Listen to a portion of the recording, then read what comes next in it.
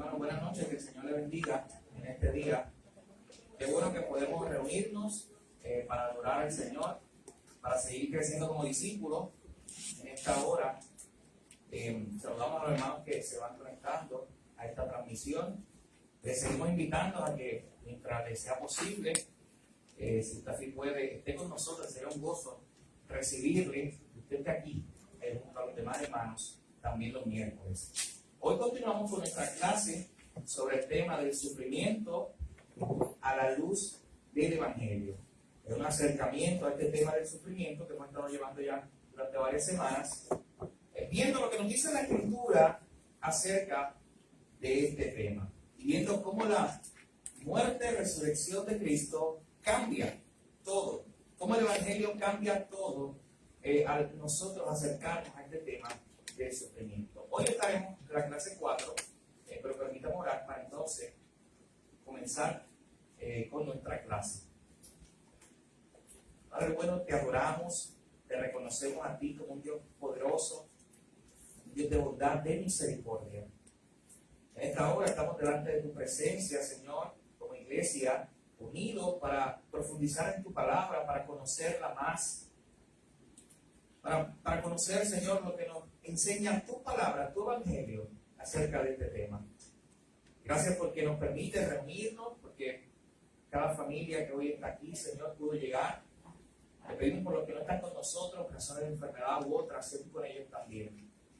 En esta hora te pedimos que tu Espíritu Santo sea guiándonos mientras abrimos tu palabra, Señor. Gracias por este tiempo juntos. En tu nombre oramos. Amén. Bien, la semana pasada, mis hermanos, nosotros hablamos de un tema acerca de cómo debemos ver el sufrimiento presente a la luz de la realidad futura. Hablamos de un tema de cómo la realidad futura de lo que dice Dios, que ocurrirá al final de todo, donde usted tiene un texto que animo a aquel que se lo haya memorizado, dimos esa tarea el miércoles pasado, si no, hágalo para el otro miércoles, pero anímese. Ese pasaje que vimos nosotros en el libro de Apocalipsis, capítulo 14, donde nos enseñaba esta idea de que llegará un momento donde Dios enjugará toda lágrima.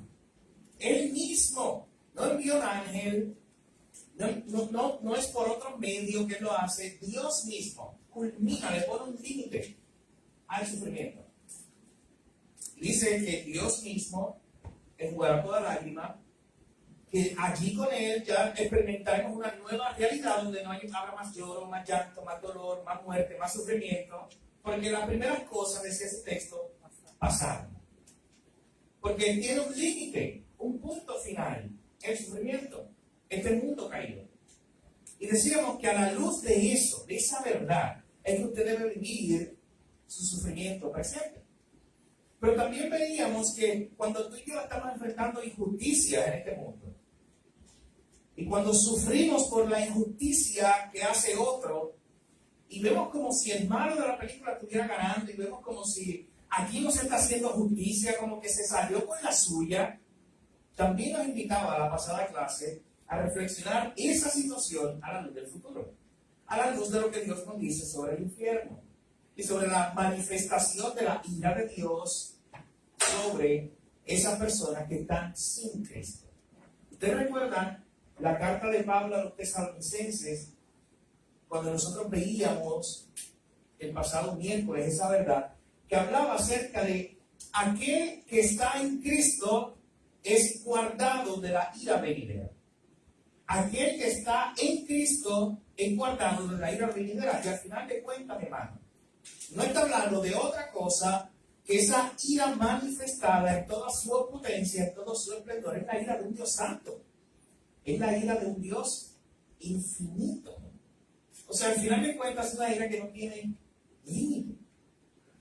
Y nosotros, cuando nos acercamos a una realidad como esa, aunque sea de forma desfasada, porque no es nuestro tema principal, sí nosotros tenemos que considerar dos cosas cuando vemos al menos ese tema o analizamos el tema del infierno. Uno es agradecer la misericordia de Dios, que tú y yo éramos merecedores de ese infierno. Y todo lo que la Biblia nos habla acerca de eso. Agradecer todos los días que yo era merecedor de esa ira, pero por su gracia yo soy ahora guardado de esa ira venida. Pero en segundo lugar también debe causar en ti y en mí un dolor genuino, una carga genuina, buena, por aquellos que van camino al infierno, por aquellos que están sin Cristo. ¿Y qué estamos haciendo nosotros? Al final de cuentas tenemos que preguntarnos. Así que mi hermano, la pasada semana veíamos eso, cómo usted debe ver su presente a la luz de la realidad futura. En la clase de hoy, clase número 4, usted ya tiene el folleto, la clase está titulada El dolor de Dios por el sufrimiento. Me encanta el subtítulo, la empatía de un Dios que sufre. La empatía de un Dios que sufre. Y noten conmigo ahí en la introducción, antes de buscar ese pasaje de Hebreos 2 y muchos otros pasajes que estaremos buscando, nos dice el autor, observa el título de nuestra clase el día de hoy. El dolor de Dios por el sufrimiento, la empatía de un Dios que sufre. De todos los dioses adorados en este mundo, solo existe un Dios que ha sufrido. Eso es a su vez la gran incoherencia y la gran maravilla de la fe cristiana. Servimos a un Dios que ha sufrido. También ha estado allí. Él entiende, nos conoce.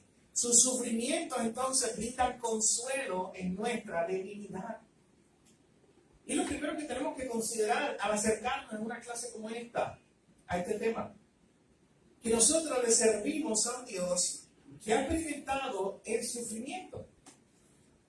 Un Dios que se hizo carne, vivió entre nosotros como un ser humano, tuvo necesidades humanas como nosotros, enfrentó dolor en la cruz, un dolor real en la cruz, y sobre todas las cosas, sobre todo ese dolor físico, el dolor de cargar sobre sí la ira de un Dios santo. Así que lo que nosotros tenemos que comenzar a considerar hoy, en una clase como esta, es cómo nosotros le estamos sirviendo a un Dios que conoce de primera mano el sufrimiento. El pastor John Stott, en uno de sus libros, él analiza esta idea y nos dice que en una ocasión él se encontraba en un país asiático delante de una estatua del Buda. Y él veía al Buda muy relajado, sentado en sus piernas, con una sonrisa en su cara. Y él decía que eso le impactó mucho. Porque mientras él veía eso, y millones de personas siendo devotas a esa estatua o a esa figura, a su mente, él dice, a su mente venía a su Salvador. Y específicamente venía a su Salvador colgado en un madero, sufriendo por nuestro dolor. Al final de cuentas, Buda filosóficamente te quería dar una salida al sufrimiento. Era literalmente un escape, un intento de salir del sufrimiento. Y al final eso es la filosofía de la religión del budismo. Pero Cristo, por otro lado, enfrenta, Él mismo viene a enfrentar el sufrimiento. Él mismo viene a sufrir por nosotros y mostrarnos el modelo de la Biblia, el modelo de lo que verdaderamente es sufrir por una causa justa. Así que yo quiero que ustedes me acompañen hoy a varios textos y los invito a que los escriban porque no están ahí. Y queremos comenzar con Génesis. Queremos hacer un breve recorrido. Vamos a ir a Génesis, Éxodo, algunos salmos y luego terminaremos con el libro de Isaías.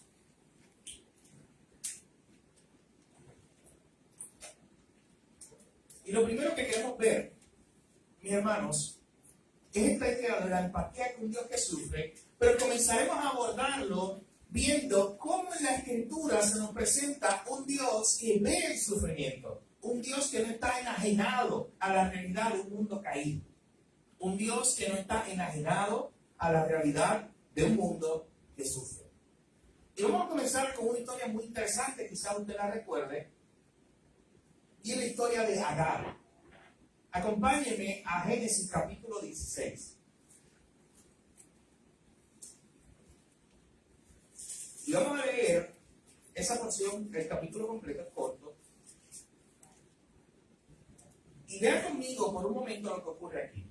Para ponerlo en contexto, en Génesis capítulo 12, Dios había llamado a Abraham. De su tierra lo había sacado. Le había dicho a Abraham, vete de tu tierra y de tu parentela a la tierra que yo te daré y yo haré de ti una gran nación. Y usted va viendo desde el capítulo 12 en adelante ese movimiento de Abraham. Porque Dios lo había llamado. Luego en el capítulo 15, que es el capítulo anterior a este, Dios se le aparece un día a Abraham y hace un pacto con él. Y le dice a Abraham, tu descendencia no se podrá contar. Yo soy tu escudo, Abraham, le digo incluso. Yo voy a cumplir mi palabra. Y estoy haciendo un pacto contigo. Tú vas a tener un hijo de tu esposa Sara. Y te traes una descendencia. Pero miren lo que ocurre en el capítulo 16. Sarai, mujer de Abraham, no le daba hijos. Oye, pues ya es un problema. Porque Abraham es descrito como un hombre ya mayor. Sara también. Dios le está prometiendo que él salga de su, está diciendo que él salga de su tierra a una nueva tierra que él le iba a dar y que de él, de Abraham, vendría una gran nación. O sea, en otras palabras, que él tendría una gran descendencia y él no tenía ni un hijo. ¿Y cómo se iba a ser posible? Así que tenemos el problema, Sarai, mujer de Abraham, no le daba hijos. Así que se le ocurrió un plan.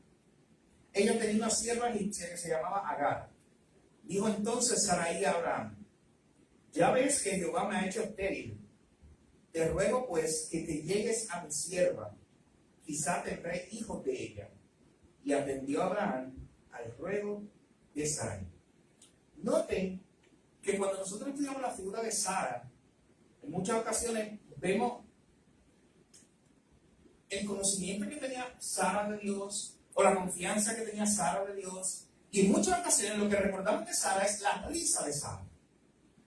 Cuando llega un momento donde Dios, por yo no sé cuántas veces ya le dice a Abraham, tú vas a tener un hijo y lo vas a tener de Sara. Y Sara se ríe. De confianza de lo que Dios le estaba diciendo. Pero ciertamente aquí, bien temprano en el registro de la historia de Abraham y Sara, miren lo que vemos. Noten el verso 2. Miren la teología de Sara acerca del sufrimiento. ¿Quién lo nota? Verso 2.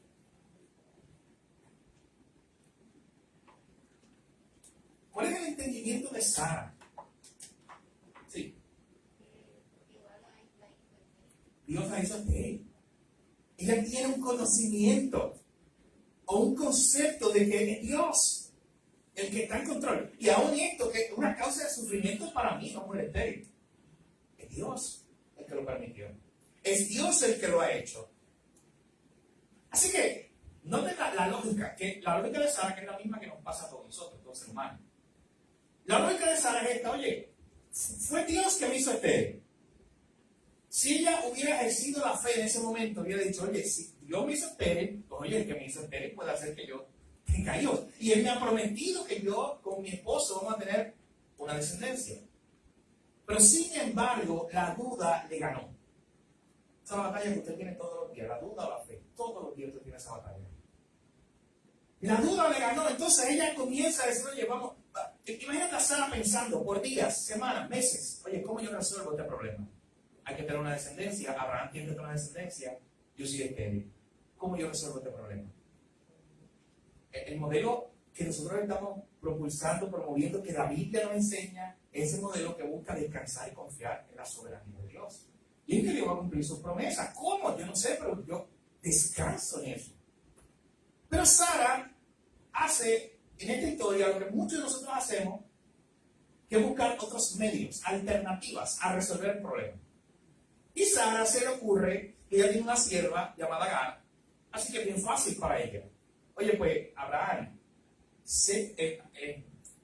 acuéstate con esta mujer, ella es mi esclava, ella es mi sierva, tú vas a tener un hijo, y era práctica en la época que eso ocurriera.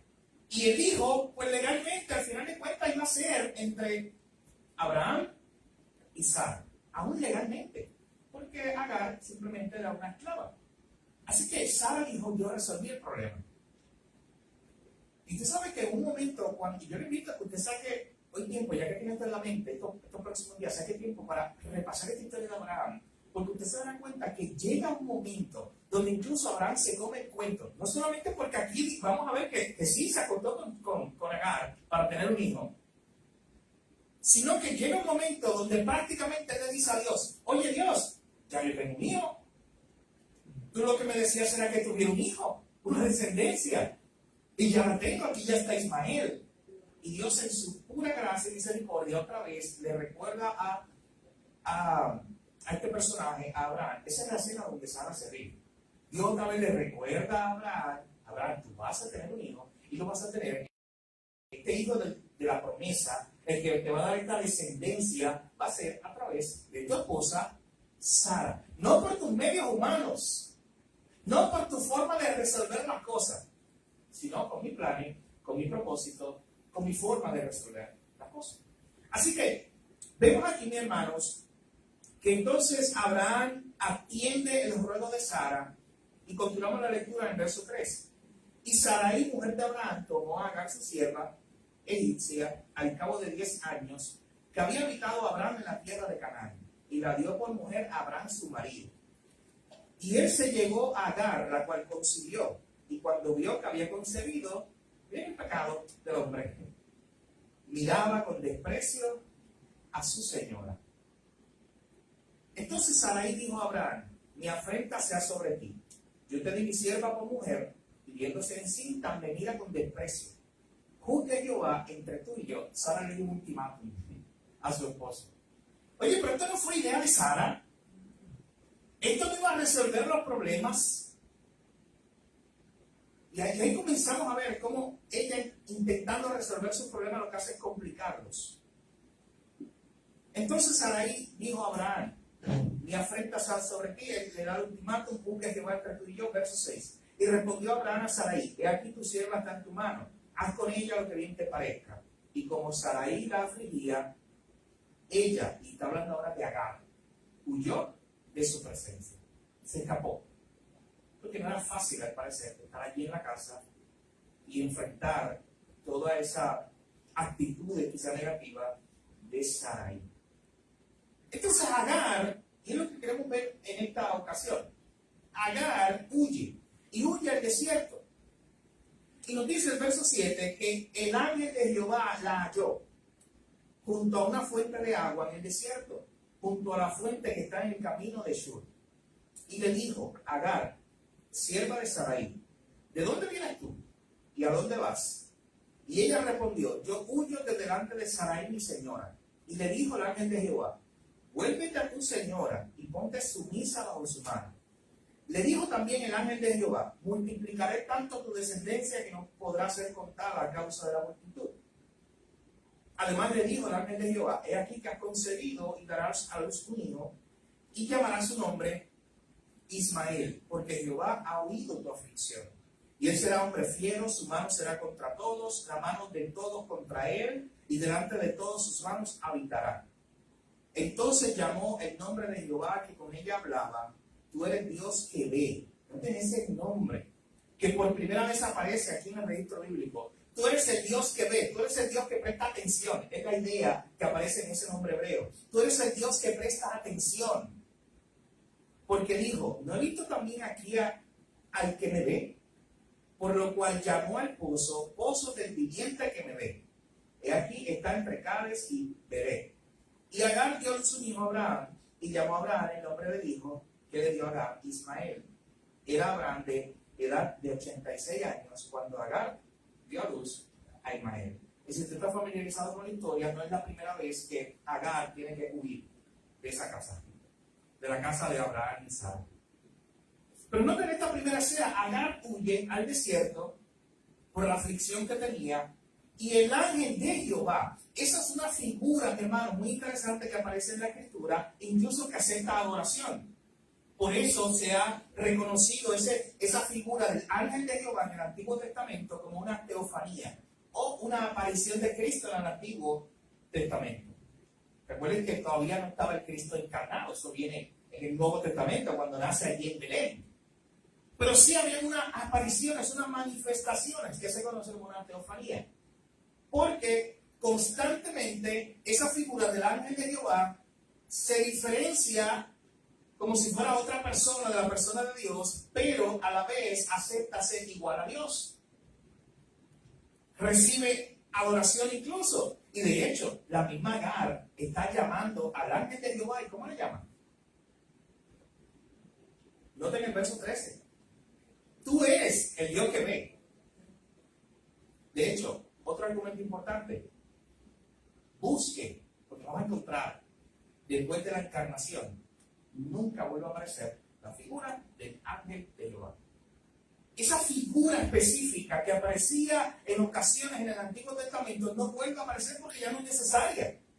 Porque ya se encarnó Cristo. Pero noten lo que está ocurriendo aquí. Esta mujer se va, de momento se le aparece esta figura, le habla de su aflicción. Ella se da cuenta que es Dios el que se le ha aparecido y por eso ella le llama o le reconoce como el Dios que me ve, el Dios que me ha prestado atención. Y lo primero que queremos ver en esta noche, viendo esta clase de la empatía de un Dios que sufre, un Dios que ve nuestro sufrimiento. A Agar se la presentó Dios de esta manera, como el Dios que ve la aflicción, como el Dios que conoce de primera mano, que estuvo allí con ella. De hecho, usted sabe que esto causó muchos problemas. Y de hecho, hay argumentos que han presentado algunos estudiosos de que hasta hoy se siguen causando problemas con esta descendencia de Abraham e Ismael. Pero noten que aún en el pecado de Sara, o a través del pecado de Sara, y Abraham también, porque participó, de querer ellos adelantar los planes de Dios o hacer los planes de Dios a su manera, noten que aún Dios se glorifica, porque Dios entonces dice, oye, no te preocupes, tú ve y ponte sumisa porque yo tengo un plan. Esto no se escapa de mi soberanía, le dice Dios. Así que ella se presenta, ella le llama a Dios el Dios que me ve. Y ella entonces regresa a su casa con Abraham y Sara. Aunque no estamos contando la historia de Abraham y Sara en esta ocasión, pero usted debe recordar lo que ocurre después. Cuando nace Isaac, más adelante, por fin nace Isaac. Sara levanta bandera y dice, ¿sabe qué? Este nene odia a Ismael, odia a mi hijo Isaac. Así que le dice a Abraham también que la bote, que la expulse, que la saque de su casa. Y ella vuelve a tener Agar, vuelve a tener otra experiencia donde es sustentada por el Señor. Pero lo que queremos ver aquí en este capítulo 16 simplemente es esta figura que aparece de Dios, el ángel de Jehová, identificándose como el Dios que todo lo ve, el Dios que vio el sufrimiento de Agar, el Dios que no fue indiferente, es la idea, el Dios que prestó atención al sufrimiento de Agar. Bien, usted también puede ir al libro de Éxodo. Simplemente estamos identificando algunas porciones de la Escritura donde aparece claramente establecido que Dios es un Dios que ve nuestro sufrimiento. Y miren el libro de Éxodo, Éxodo capítulo 2, y voy a leer los versos 23 al 25. Aconteció que después de muchos días murió el rey de Egipto, y los hijos de Israel gemían a causa de la servidumbre, y clamaron, y subió a Dios el clamor de ellos con motivo de su servidumbre. Y oyó Dios el gemido de ellos, y se acordó de su pacto con Abraham, Isaac y Jacob. Y miró Dios a los hijos de Israel, y los reconoció Dios. Ustedes recuerdan, y lo vimos hace unas clases atrás, en la historia de José, que cuando José estaba en un momento dado de la historia, justo antes de morir, él había dicho una promesa, él había dado una promesa desde el pueblo, él había dicho, Dios en algún momento los visitará. Dios los va a visitar. Ustedes van a ser esclavos, pero Dios los va a visitar. Y ustedes recuerdan que el Éxodo, lo que nos enseña esos primeros capítulos, es cómo este pueblo cayó esclavo por cientos de años. Ellos comenzaron a clamar a Dios, y noten, en verso 23 al 25 de Éxodo capítulo 2, aparecen al menos dos señales de que Dios estaba interesado en el sufrimiento de esta gente. ¿Quién la ve?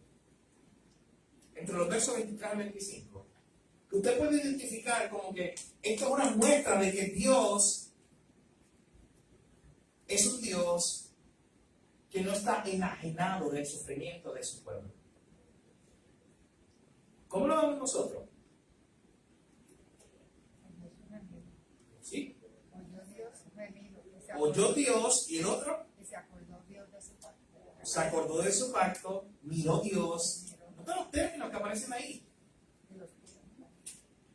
Un Dios que no está enajenado del sufrimiento de su pueblo. Lo vemos otra vez. Él oyó, él miró el sufrimiento, el clamor, el gemir de esta persona. Hermano, y usted lo ve, ocasión tras ocasión, esa misma idea. Acompáñame al Salmo 11:4. Alguien que lo pueda leer. Salmo capítulo 11, verso 4. Sí. Jehová es su santo templo, Jehová tiene en el cielo su trono, sus ojos ven, sus párpados examinan a los hijos de los hombres. Primero, reflexione por un momento en ese pasaje. El Señor está en su templo. Y usted puede pensar en esa idea de que el Señor está en su templo, que es trascendente, que está muy lejano. Porque Él está sentado en su trono, está en su templo. Pero a pesar de que Él está sentado en su trono, está en su templo, miren lo que dice la segunda parte de ese texto. Sus ojos ven, sus párpados examinan a los hijos de los hombres. Y usted puede también ver otros salmos que hablan como Dios escucha, sus oídos prestos, listos para la oración de su pueblo.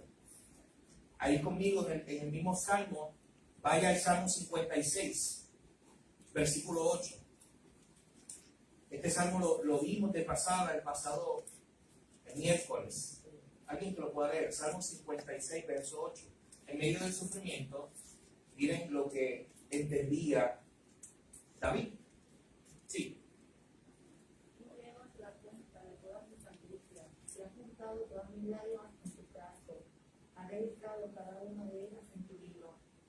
David entendía, ese salmo lo escribió David en medio del sufrimiento, que Dios conocía de primera mano cada una de sus angustias y que Dios conocía cada una de sus lágrimas.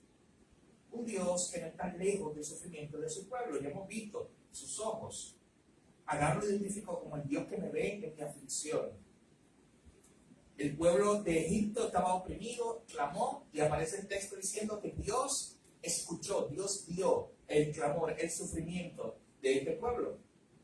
Si usted sigue viendo, mire conmigo el Salmo 139, que es un salmo que destaca la omnisciencia de Dios y su omnipresencia, esa idea de que Dios está en todo lugar y todo lo conoce.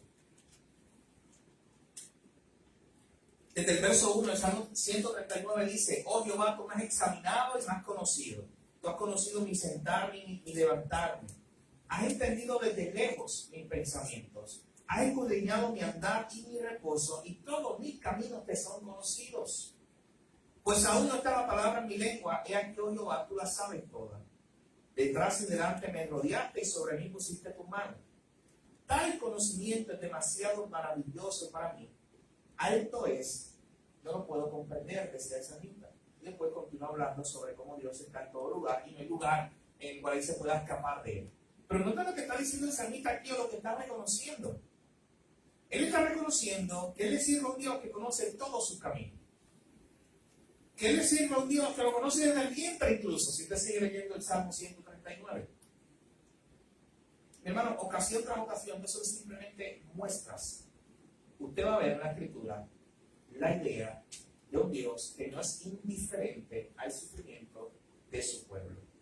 De un Dios que escucha, un Dios que ve y un Dios que actúa en medio de cuando su pueblo está sufriendo.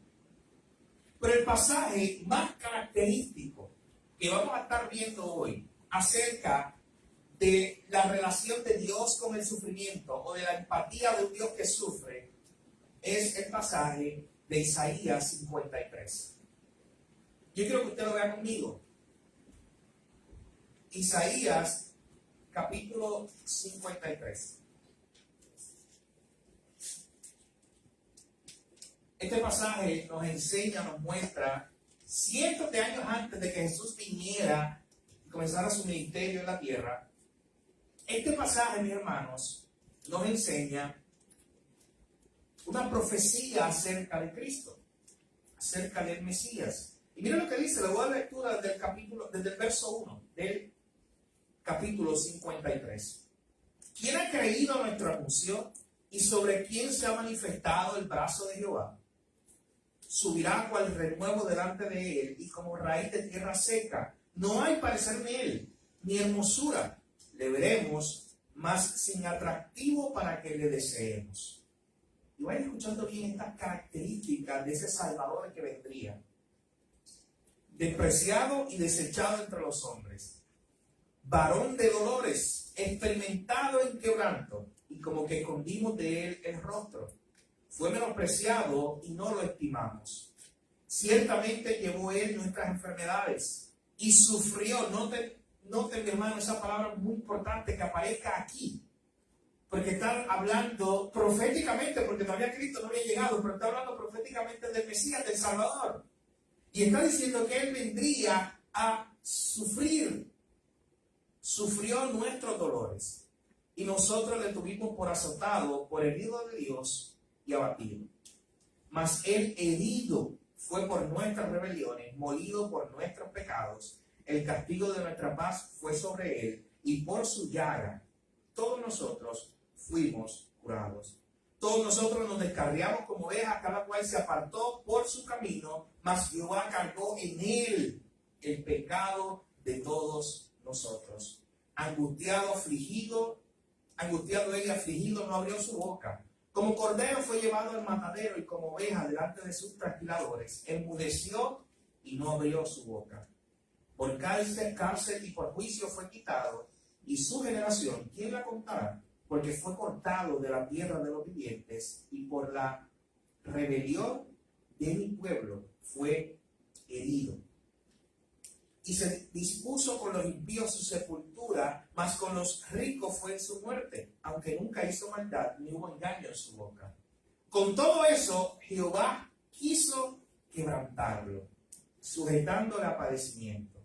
Cuando haya puesto su vida en expiación por el pecado, verá linaje, y vivirá por largos días, y la voluntad de Jehová será en su mano prosperada. Verá el fruto de la aflicción de su alma y quedará satisfecho.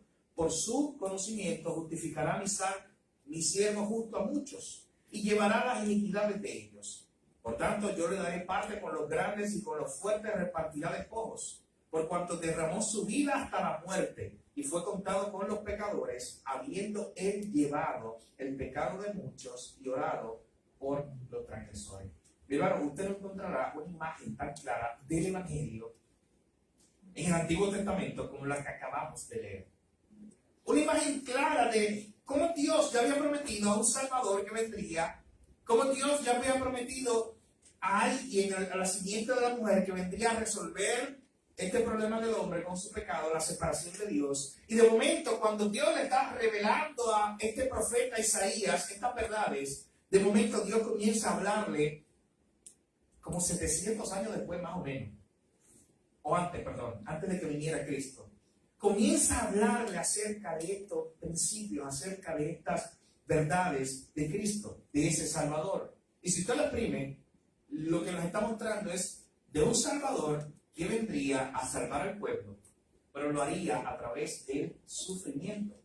Noten cuántas veces aparecen esos adjetivos, esas descripciones de que este Salvador que vendría, este siervo que vendría, iba a sufrir, iba a encontrar la muerte, iba a ser experimentado en quebranto, un varón de los dolores, iba a ser angustiado, iba a ser afligido. Y usted ve ocasión tras ocasión, iba a sufrir, iba a ser molido por nuestros pecados. De hecho, cuando usted estudie ese texto, usted constantemente identifique esa palabra, nuestros. Sustitución. Porque eso al final de cuentas nos enseña lo que el Nuevo Testamento nos muestra, especialmente las cartas de Pablo, o nos enseña acerca de la sustitución, acerca de cómo allí Cristo estaba sufriendo, pero era por nosotros. Era nuestro pecado, pero Él fue el que sufrió. Era nuestra rebeliones, pero Él fue el que lo pagó. Nosotros fuimos, dice el texto, verso 6, nosotros no descarriamos, pero Él pagó el precio. Así que medite, hermano, yo le invito a que usted medite constantemente en ese pasaje, pero usted no encontrará un pasaje en el Antiguo Testamento que refleje de una manera tan clara el Evangelio y que presente ese Dios que vendría a sufrir para resolver el problema más grande del hombre. Así que hasta este punto hemos visto desde Génesis algunas porciones, algunas ideas de que Dios es un Dios que ve el sufrimiento de su pueblo, que escucha el sufrimiento de su pueblo y que actúa. Pero ya Isaías 53 ya va a un nivel más profundo. Porque entonces nos dice, no solamente este Dios ve el sufrimiento de lejos, escucha que su pueblo está sufriendo y de lejos envía ayuda. Porque recuerden la historia de los jueces. El pueblo sufría, Dios le enviaba un juez, un líder, que por lo menos en ese tiempo de tanta dificultad ayudara al pueblo a mantener cierta organización. Pero en esta ocasión, Él mismo está viniendo, mi hermano. Él no está enviando un ángel. Él no está enviando un juez, Él no está enviando un rey. Él mismo está viniendo. Es lo que encontramos en Belén. Dios hecho hombre. Él mismo está viniendo y vendría, dice este pasaje, a sufrir. Así que, qué importante que nosotros entendamos esto. Que Dios, nuestro Dios, no es un Dios que ve el sufrimiento de lejos, que envía a alguien para que lo resuelva, sino que Él mismo se involucró. Por eso nuestro subtítulo para hoy, la empatía de un Dios que sufre, que nos conoce, que Él ha estado allí, Él ha enfrentado el sufrimiento, Él ha enfrentado el dolor. Por eso es que ahora sí podemos ir a Hebreos capítulo 2, que es el texto que ustedes tienen ahí. Hebreos capítulo 2, versos 14 al 18. Y ver entonces, alguien que lo pueda leer, y ver entonces esta reflexión que hace el autor de los Hebreos sobre Cristo. Hebreos capítulo 2, versículos 14 al 18. Alguien que lo lea. Debido a que los hijos de Dios son seres humanos, hechos de carne y sangre, el Hijo también se hizo de carne y sangre, pues solo como ser humano podía morir y solo mediante la muerte podía quebrantar el poder del diablo que tenía el poder sobre la muerte. Únicamente de esta manera el Hijo podrá libertar todos los que vivían esclavizados por temor a la muerte. También sabemos que el Hijo no vino para ayudar a los ángeles, sino que vino para ayudar a los desobedientes de Abraham, a los descendientes de Abraham. Sí, 14 al 18. Por lo tanto, era necesario que en todo sentido Él se hiciera semejante a nosotros, sus hermanos, para que fuera nuestro sumo sacerdote fiel y misericordioso delante de Dios. Entonces podría ofrecer un sacrificio que quitaría los pecados del pueblo. Debido a que Él mismo ha pasado por sufrimiento y pruebas, puede ayudarnos cuando pasamos por pruebas. Miren la conclusión de ese pasaje. Debido a que Él mismo se ha identificado de tal forma con aquellos que sufren, que Él mismo ha sufrido. Y es por eso, es porque Él mismo ha padecido, porque Él mismo ha sufrido, que ahora puede identificarse con aquellos que sufren. Pero bueno, vuelvo y repito, no vas a encontrar en ninguna tradición religiosa una verdad como esta. Un Dios que se puede identificar con nosotros en nuestro sufrimiento. Y por eso resalta en este pasaje esa gloriosa verdad. Ya mismo veremos otro pasaje del mismo libro de los Hebreos, en esta ocasión en Hebreos capítulo 4, donde vuelve a resaltar esa idea de un Dios que ahora puede tener empatía con su pueblo, porque Él mismo ha experimentado el sufrimiento. Así que Vamos a continuar acá con el bosquejo, ya en el punto número 2, donde el autor entonces nos habla sobre cómo es a través de la cruz, donde el amor y la justicia de Dios se encuentran, cómo es a través de la cruz que al final de cuentas nosotros podemos encontrar una respuesta al problema del sufrimiento. La Escritura nos dice, usted lo tiene ahí en su bosquejo, en 2 de Corintios 5:21, al que no conoció pecado, por nosotros lo hizo pecado. Hay otras versiones que dice, por nosotros pagó el precio por el pecado. Por nosotros enfrentó la ira de Dios por el pecado. Para que nosotros fuéramos hechos justicia de Dios en Él. Para que nosotros recibiéramos esa salvación. Cuando sufrimos necesitamos misericordia y justicia. Por causa de la muerte de Cristo, un Dios justo nos muestra precisamente eso. Nos muestra su misericordia. Así que, mi hermano, le decíamos la semana pasada que nosotros debemos ver nuestro sufrimiento presente a la luz de la realidad futura. O sea, a la luz de que algún día se acabará el sufrimiento, a la luz de que algún día Dios se enjugará toda lágrima. Pero ¿dónde obtuvo nuestro Señor esa victoria que gozaremos al final? Pero ¿dónde la obtuvo Dios? Fue en la cruz. Y es por eso que este autor nos invita a recordar constantemente lo que ocurrió allí, a recordar el sufrimiento de nuestro Señor, el padecimiento de nuestro Señor allí en la cruz. Y volvemos a repetir esa idea que usted la va a encontrar en muchas porciones del libro de los Hebreos. Tenemos a un Salvador que se puede identificar con nosotros porque Él mismo fue hecho pecado, Él mismo sufrió el dolor del pecado, Él vino a esta tierra a sufrir. Como punto número 3, ahora sí, vamos a ir al Hebreos capítulo 4, donde continuaremos viendo ese consuelo que nos da el Señor a aquellas personas que sufren. Hebreos capítulo 4, versos 14 al 16. ¿Alguien que lo pueda leer? Lo pueden leer en la nueva versión internacional, que es la que está ahí en su folleto, o si usted lo tiene en otra versión, también puede hacerlo. Hebreos capítulo 4, sí. Versos 14 al 16. Por tanto, teniendo un gran sumo sacerdote que traspasó los cielos, Jesús, el Hijo de Dios, retengamos nuestra profesión, porque no tenemos un sumo sacerdote que no pueda compadecerse de nuestras debilidades, sino que fue tentado en todo según nuestra semejanza, pero sin pecado. Acerquémonos pues confiadamente al trono de la gracia para alcanzar misericordia y hallar gracia sobre el oportuno socorro. Bien, vamos a ir de atrás para adelante en ese texto. Al final dice, acerquémonos pues. En conclusión, de lo que te acabo de decir, ahora entonces puedes acercarte a Él. Y puedes acercarte con confianza a Él. ¿Cuál es la razón que da el autor de los Hebreos? ¿Por qué ahora podemos acercarnos a Dios? ¿Por qué? Porque conoce el sufrimiento de primera mano.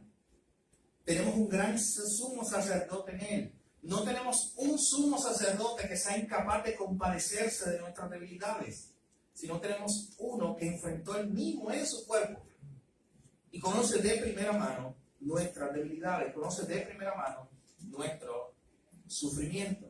Así que por lo tanto, en conclusión, dice el autor de los Hebreos en esa porción, ahora entonces podemos acercarnos a Él. De hecho, esto es muy importante que nosotros lo veamos, hermano. Cuando Adán y Eva pecaron, usted recuerda qué ocurrió con ellos y su estadía en el Edén, en el paraíso.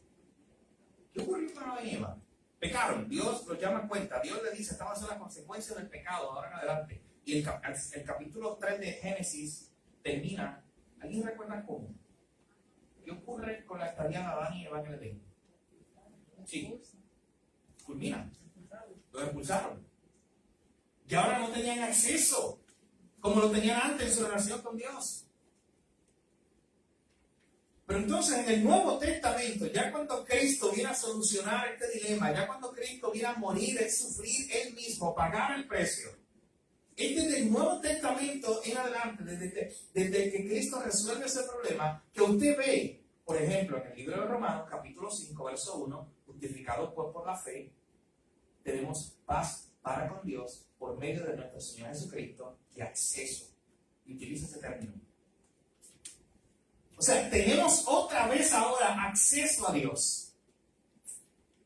Entonces, este pasaje de Hebreos capítulo 4, noten que al final, en el versículo 16, se nos invita de la misma manera a acercarnos. Porque ahora tenemos un mediador. Porque ahora hay un camino abierto. Porque ahora hay un acceso otra vez, nuevamente, hacia un Dios santo. Por eso podemos acercarnos. Mi hermano, no tenga eso en poco. El hecho de que usted ore todos los días. No tenga eso en poco. Usted se está acercando a Dios. Porque Él primero se acercó a nosotros. Y proveyó el medio. Porque Él primero, Él mismo vino aquí a sufrir, a enfrentar el pecado, a derrotar la muerte, el pecado. De una vez y por todas. Para que ahora yo tenga ese acceso. Para que ahora yo me acerque, noten que me pueda acercar ahora confiado al trono de la gracia de Dios. Ahí voy a encontrar misericordia y voy a encontrar gracia. Pero no tengamos eso un poco, mi hermano, el hecho de que ahora usted se puede acercar a Dios. Recuerde el medio, recuerde por qué usted se puede acercar a Dios. De hecho, lo hemos mencionado antes, usted debe acordarse cada vez que culmine sus oraciones, simplemente hacerlo en el nombre de Jesús. Eso no es una fórmula mágica para que su oración funcione. Eso no es una fórmula litúrgica de que hay que decirla porque así generaciones tras generaciones nos han dicho que las oraciones se terminan en el nombre de Jesús. No. Usted termina orando en el nombre de Jesús porque es solo por medio de Él que usted puede acercarse a Dios. Y usted está diciendo, yo oro en el nombre de Jesús. Señor, Dios, yo vengo delante de ti en el nombre de Jesús porque en mi nombre no puedo. Y por eso me puedo acercar a ti en el nombre de Jesús. Así que recuérdalo constantemente en su oración, mi hermano. No es meramente una fórmula. 4 formas en las que la empatía de Dios nos brinda consuelo. Aquí iremos rápido porque estos son como principios que están basados en ese mismo pasaje que acabamos de leer. Número 1, recordar que Jesús entiende nuestra debilidad. Recordar que Él estuvo ahí. Recordar que Él sufrió. Recordar que Él enfrentó soledad. Hermano, cuando Jesucristo estaba en su momento más difícil humanamente, ahí lo dejaron solo. Usted en los evangelios puede encontrar algunas historias donde Jesús ya está preparando a sus discípulos. Y Jesús ya va diciéndole, mira, yo voy a ir a Jerusalén. Jesús le decía el plan completo. Pero ellos estaban ciegos. Jesús le decía, yo voy a ir a Jerusalén, ahí me van a matar. Y yo voy a resucitar el tercer día. Mira, para que tengan una idea, Lucas, el Evangelio, tiene 24 capítulos. El domingo pasado estábamos predicando del capítulo 9. Y ya desde ese capítulo él estaba preparando a sus discípulos para lo que iba a pasar allá, en Jerusalén. Para recordarles que iba a sufrir. Y hubo un momento incluso donde él le dice, oye, y allá hay uno de ustedes que me va a negar. Y de momento está hablando y dice, oye, y se avergonzarán de mí.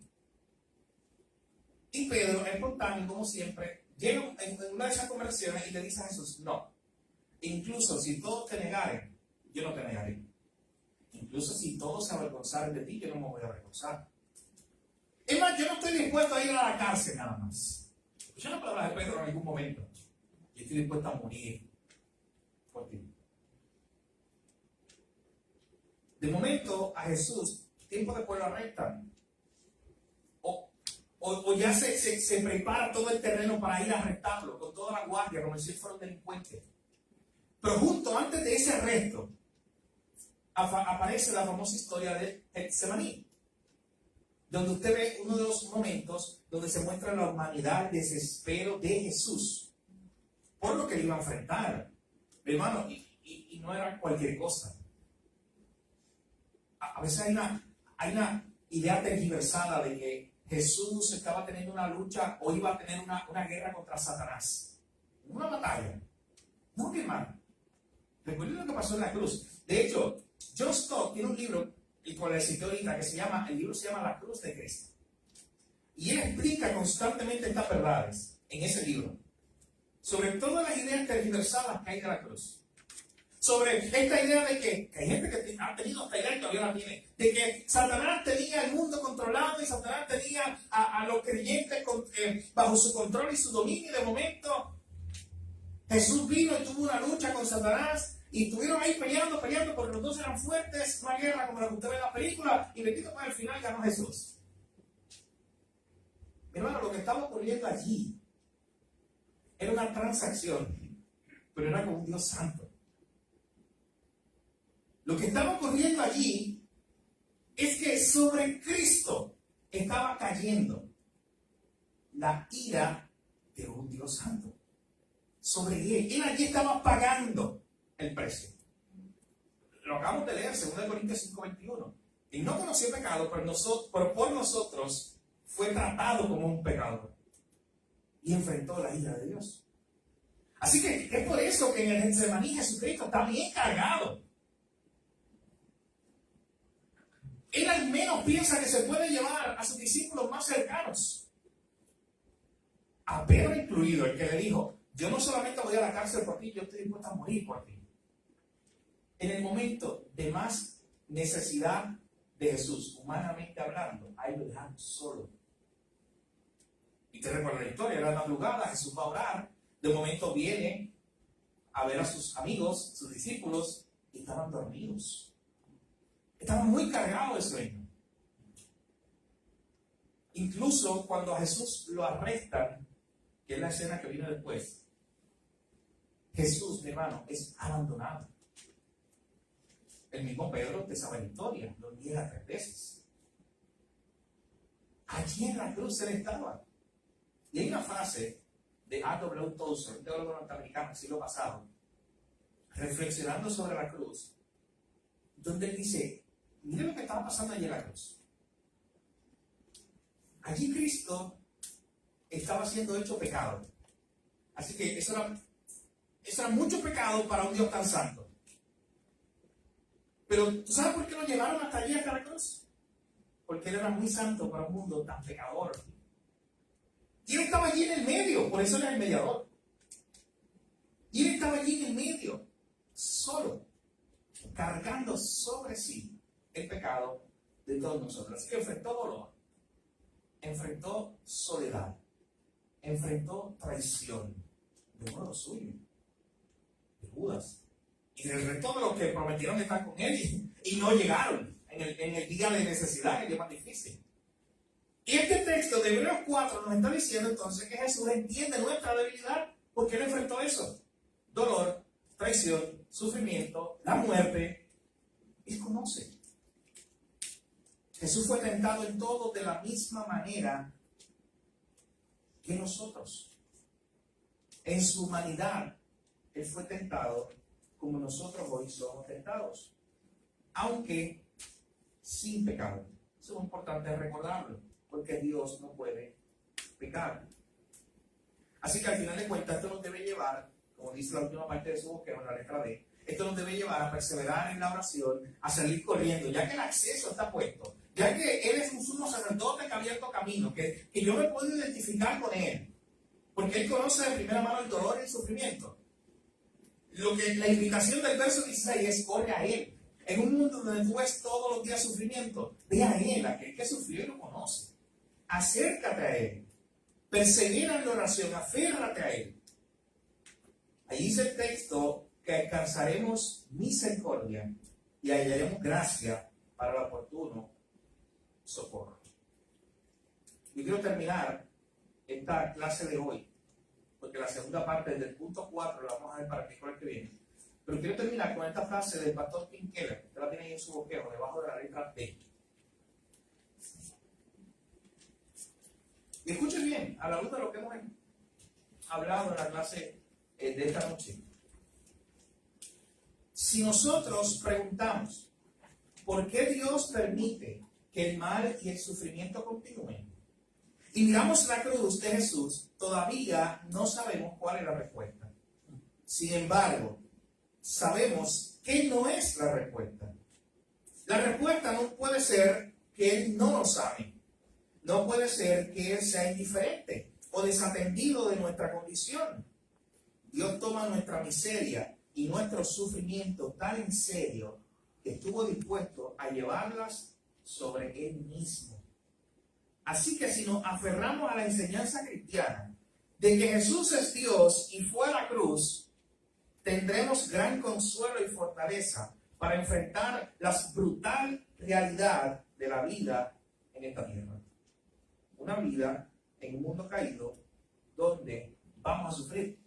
Porque como lo hemos explicado desde la clase 1, la realidad de vivir en un mundo caído nos lleva precisamente a eso. De hecho, cada sufrimiento nuestro nos debe recordar eso. Nos debe recordar que porque estamos en esta condición de un mundo caído por el pecado, y nos debe llevar, eso es como recordar el pasado, de por qué estamos en esa condición, pero también nos debe llevar, a lo que hablamos en la clase pasada, al futuro, a de que este sufrimiento no es eterno, a de que este sufrimiento tiene un límite, un punto final.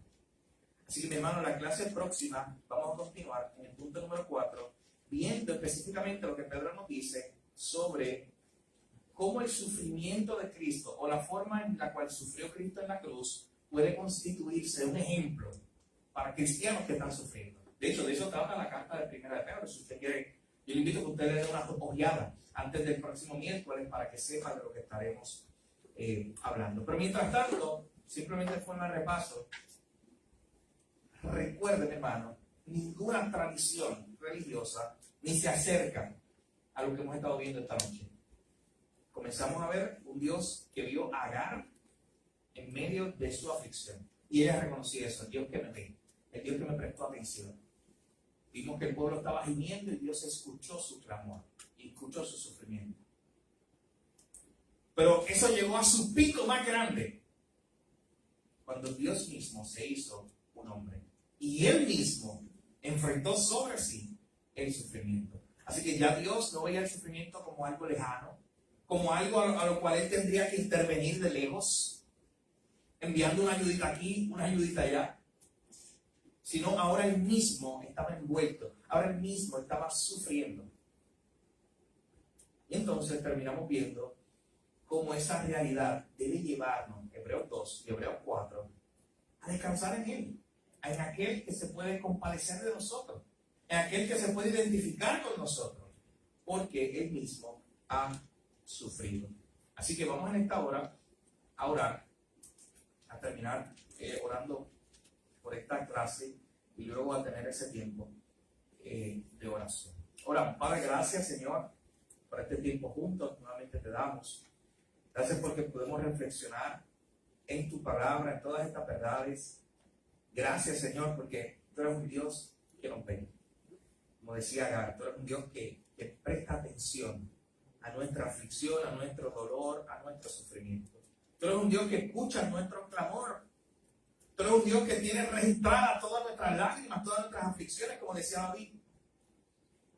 Pero no te conformaste aún simplemente tener esa respuesta al sufrimiento, sino que tú mismo viniste a sufrir por nosotros, a ser quebrantado, experimentado un quebranto, a ser molido por nuestros pecados. Señor, nuestra mente es finita, no concibe esa gran realidad, Señor. Un Dios que ha sufrido y que hoy puede identificarse con aquellos que sufren. Que nosotros podamos responder, Señor, a esa invitación que se nos hace en Hebreos 4:16, de que ahora podemos acercarnos. Porque ahora, a través del sufrimiento de Cristo, de su victoria sobre el pecado y sobre la muerte, ahora podemos acercarnos a ti, Señor. Que recordemos esa invitación constante. Que recordemos, Señor, el final de la historia. Que el sufrimiento, no importa cuán grande sea, no es el final de la historia contigo. Que llegará un día donde tú jugarás toda lágrima. Llegará un día donde no habrá más llanto, no habrá más dolor. Las primeras cosas ya han pasado, Señor. Y estaremos contigo por la eternidad. Anhelamos ese día, Señor. Pero mientras eso llega, te pedimos que fortalezcas nuestra fe. En medio de los tiempos difíciles, en medio de un mundo donde vemos el sufrimiento todos los días. Gracias por tu palabra y porque nos muestras a través de ella, Señor, cómo lidiar con el sufrimiento. Gracias, Jesús. En tu nombre oramos. Amén. Hermano,